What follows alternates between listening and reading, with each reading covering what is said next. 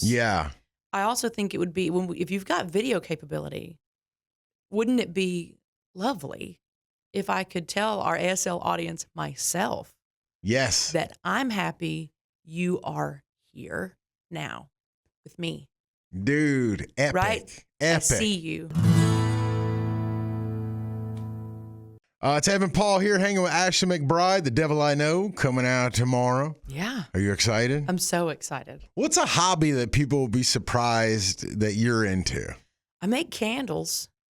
Really? But I'm not like a snotty, like, oh, you have to make them out of. No, I just love candles, and I got so tired of spending so much money on candles. I got this one in the clearance section for $5, but they wanted like 30 for it. Right, and I totally will pay $30 for one, but I just started making candles. That and American Sign Language. I love to learn as much as I can, but I can only learn so much, retain, and practice so much because there's not a lot of people to practice with, but yeah, that's important to me. Can you sign, could you be able to sign one of your songs one day? Right now I'm working on Light On in the Kitchen. So if I was signing that to you, I would tell you that I'm learning ASL. I'll sign slow because I'm learning. Wow. So do you think one day you would get on the stage and sign a whole song? Has anyone ever done that? I don't know if they have. It's a goal of mine. But I also think, when we have interpreters at shows. Yeah. I also think it would be if you've got video capability, wouldn't it be lovely if I could tell our ASL audience myself that I'm happy you are here now with me. Dude, epic. Right? Epic. I see you. Yeah. Yeah. That's epic. That makes me feel good. And when I was playing in the bars in Little Rock, I had a friend who was an ASL teacher. He taught ASL, and he would bring members of that community to my shows and sign to them at bar shows. I think it's so cool. That's great. Yeah. Yeah, I love that. I love, too, when the sign language people get a little crunk. I love it. Especially at hip-hop shows. Yeah. And I imagine it's hard for the artist because I'm watching the interpreter. Yeah, I'd rather see the interpreter. I heard a comedian talk about that, too, where he said it's hard when there's an interpreter at the shows because every time he says a profane word, everybody's staring at the interpreter. Your mom appears in the music video for Light On in the Kitchen, and it feels like an homage to your mom in a lot of ways. What was her reaction to that song, and what was it like having her in a video?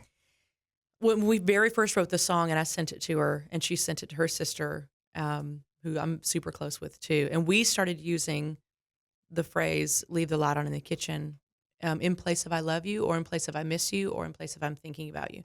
So I would be getting on stage at night, and I may get to my phone after I've gotten off stage, and have a message from Aunt Gloria or from my mom that says, "Headed to bed, the light's on." Wow! What a cool thing to happen. And if that's happening for my family, then there's a good chance it's happening for other families. And then when it came time to do the video, I called Mom. And, hey, she's like, "Hi, honey." And I said, "I was just wondering, would you have any interest in making a cameo in the video?" And she goes, "Yes." I said, "Okay, well, we're shooting the video in 2 days. Can I just go ahead and book you a flight?" "Yes." "What do I need to wear?"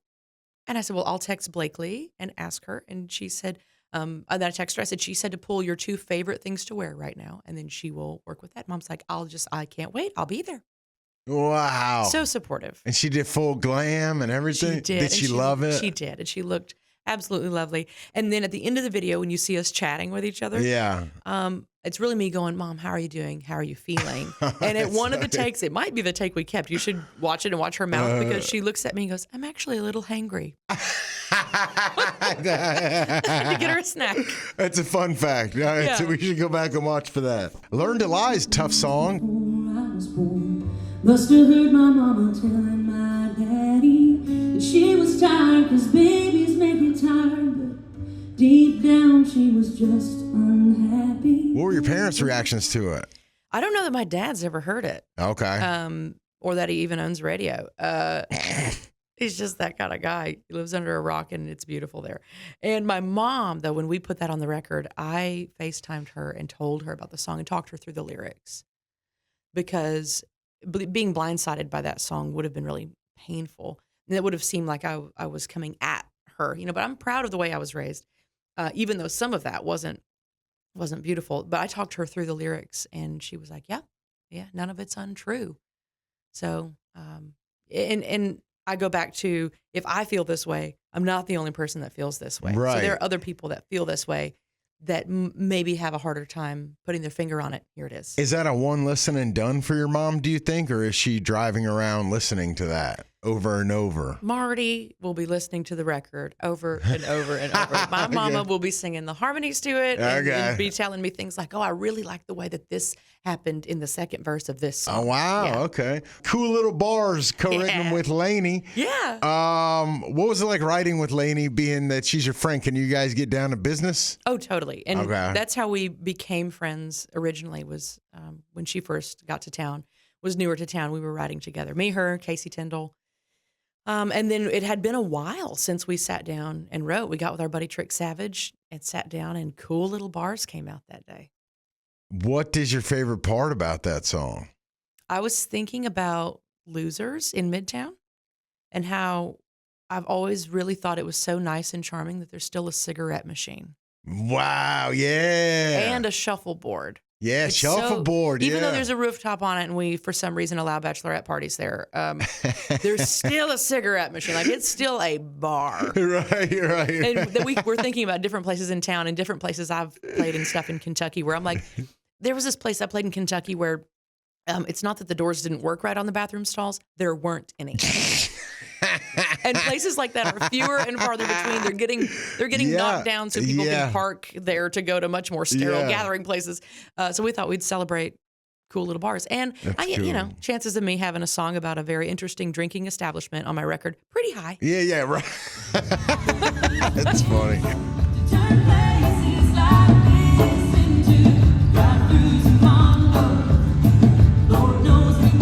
Real quick, I want to play something that Kip Moore said about you. Oh, Kip. I love Ashley McBryde and every aspect of her artistry. I mean, she is. I've loved what she's done for quite a while. Love her like a sister. I have never written a song in mind with someone else singing with me, ever, my whole career. When I got past the first chorus, I said, this is the perfect song to write for Ashley to sing with me. We barely even knew each other. And I said that to myself, and I wrote that next verse with Ashley in mind. Fast forward a few months later, we're in Alaska, and we're doing this show. Me and her and Kendall Marver just doing these acoustic shows, and we're in the trailer together. It's all kind of playing songs and swapping stories. And she said, Kip, play me something you love that you recently wrote. And so I played the first verse and chorus with one heartbeat. And she grabbed that headstock of my guitar and was like, I absolutely love this, and can I sing on it with you? So what? It was like meant to be. Yeah, for sure. Yeah. He was pretty matter of fact about that. Yeah, he had a lot to say about you. Yeah, I remember the bar where we were. I remember what the stage was like, too. And he played that for me, and I was like, man, I love this. And you want to sing on it? Yeah, well, yeah, I want to sing on it. And then we really did. Then he called one day and was like, hey, we're in the studio. Do you want to come do a vocal on this? And I was like, what? Yeah, sure. And you just rolled. Do you happen to be in town or whatnot? Wow. Went and sang on it. I love that song. Yeah. Are there going to be any future Kip Ashley collaborations? Or is it... I would love to do a tour with Kip. I think we would have a blast together. All right. How do we set that up? Who do I call? I don't even know where to start. I don't even know who to call. Okay. I mean, I guess Kip. I'll start with the white pages, I guess. Well, thank you so much for coming by. Congrats on the album, the nominations, and all the success. Thank you very much. Yeah.